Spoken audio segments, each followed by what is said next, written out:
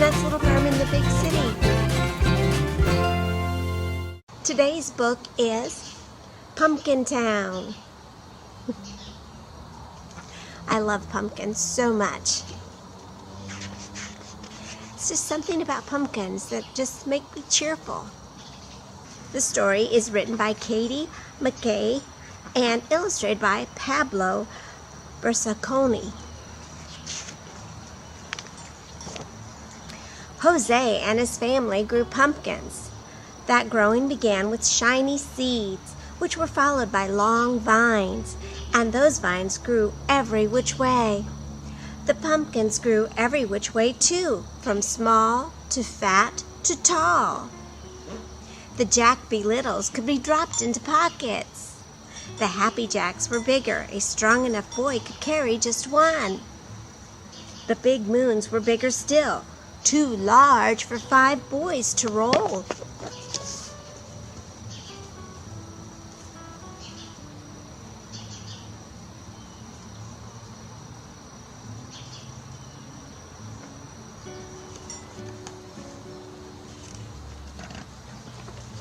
Come fall, Jose and his family would gather the pumpkins and collect the vines. Then 2 trucks took the fruit to faraway cities. Some were hollowed and carved, and some were saved for pies.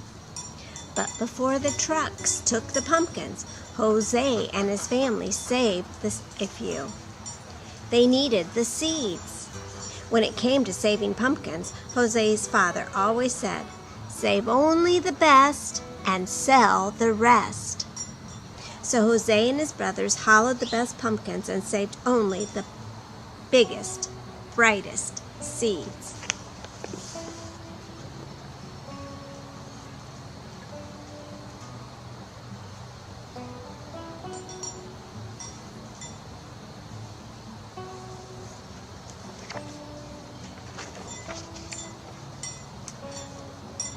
They took the duller, smaller seeds to the edge of the field overlooking the town and tossed them.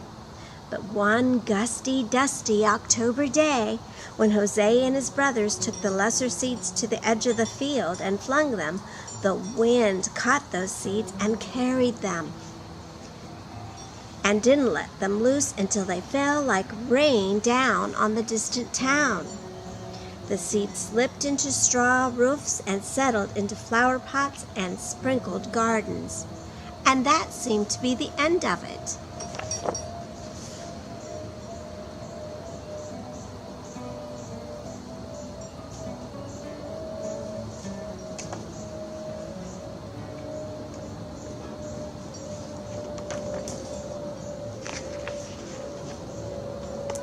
But the next spring, rain awoke those small seeds and plants began.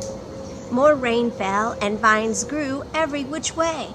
They wrapped around chimneys and wound through corn. At first, the townspeople liked the vines, for they were lovely and delicate. But then the vines began to climb up and down and around, growing leafy and thick. They snaked green and silent through one window and then out another.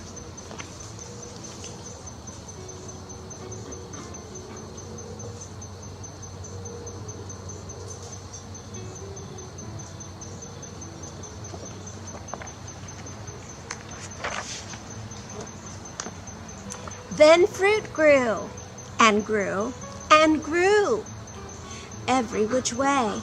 Soon the townspeople were stepping over pumpkins and around pumpkins and under pumpkins. It was hard to walk even a block. Rooftops sagged under the weight of big moons, fences fell, and when the wind blew, one had to dodge Happy Jacks and Jack Be Littles falling from trees. "Nothing is worse than pumpkins," groaned the townspeople.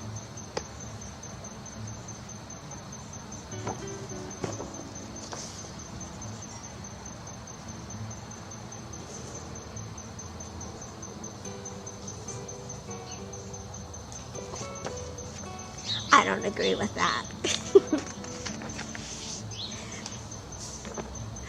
Meanwhile, up on their mountainside, Jose and his family cut and stacked their pumpkins, saving only the best. And when they were done, they stepped back and said, "Nothing is better than pumpkins." But when Jose and his family looked down on the town, it looked odd. It seemed so green and orange.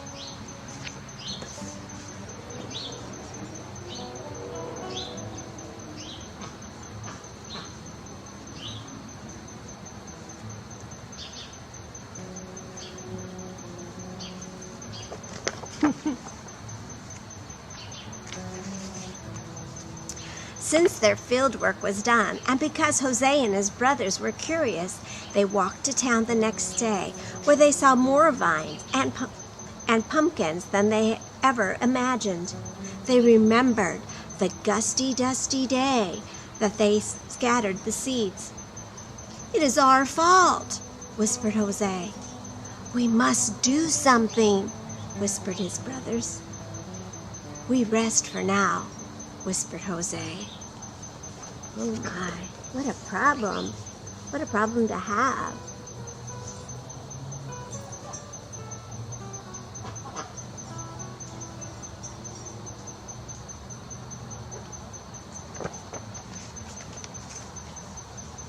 I think I would kind of like to have that problem.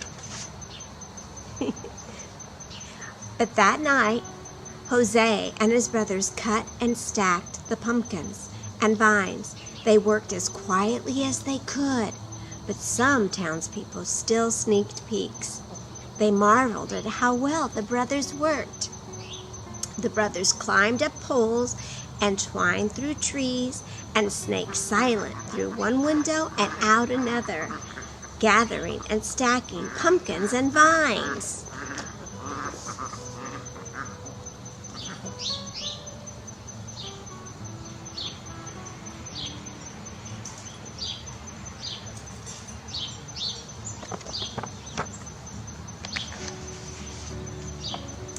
When the townspeople awoke, they discovered a mountain of pumpkins and a hill of vines and a mound of tired brothers.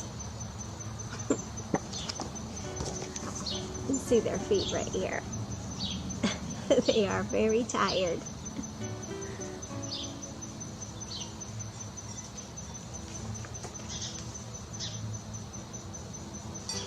I think they did a good job of cleaning up, though.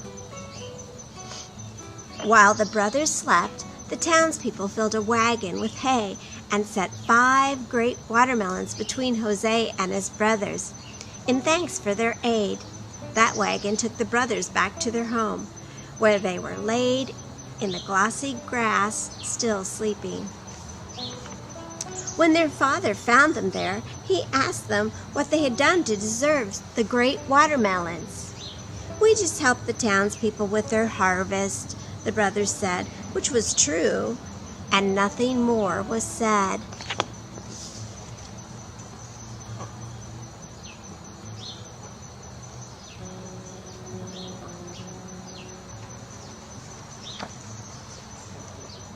Down in the town, 5 trucks came for the mountain of pumpkins, and the townspeople were given a grand sum of money for all that fruit. "Ah, nothing is better than pumpkins," they said. Much of the money went towards a feast held around a bonfire made by burning the hill of vines. It was decided then that the rest of the pumpkin money should be spent to carve a statue of the 5 mysterious brothers who had made a mountain of pumpkins.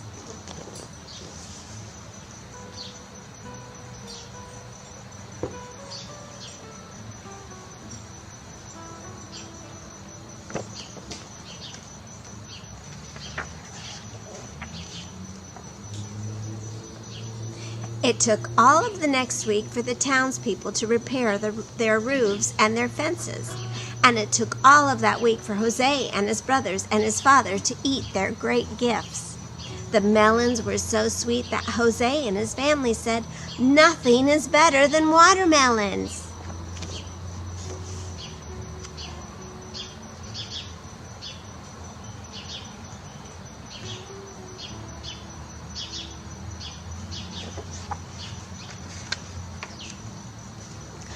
"Be careful with the seeds," Jose's father said. "Our fields grow pumpkins, not watermelons." So Jose's family filled a great bowl with seeds, and those seeds were forgotten until a day later, when the wind roused Jose's father at night. He feared that some of those watermelon seeds might be blown into their field.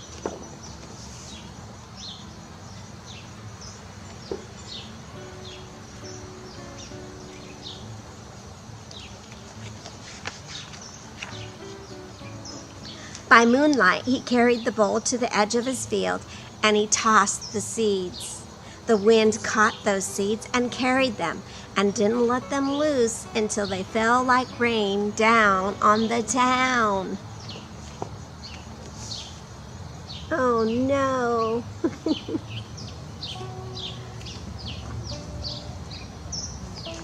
Did you guess that might happen? I kind of did too. The watermelon seeds slipped into straw roofs and settled into flower pots and sprinkled gardens and slid into the soil around the statue of Jose and his brothers. And that seemed to be the end of it.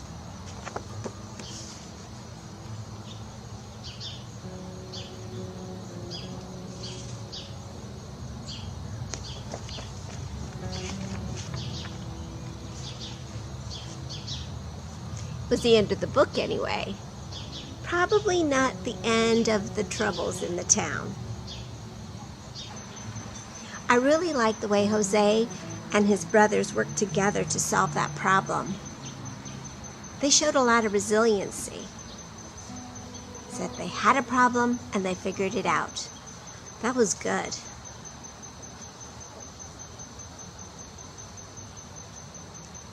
Of course, I wouldn't think it was a problem if I had all those pumpkins growing. Well, I love pumpkins, but not as much as I love you. Thank you for visiting Miss Annette's Little Farm in the Big City. Make sure you get outside today, and we'll see you next time. Bye!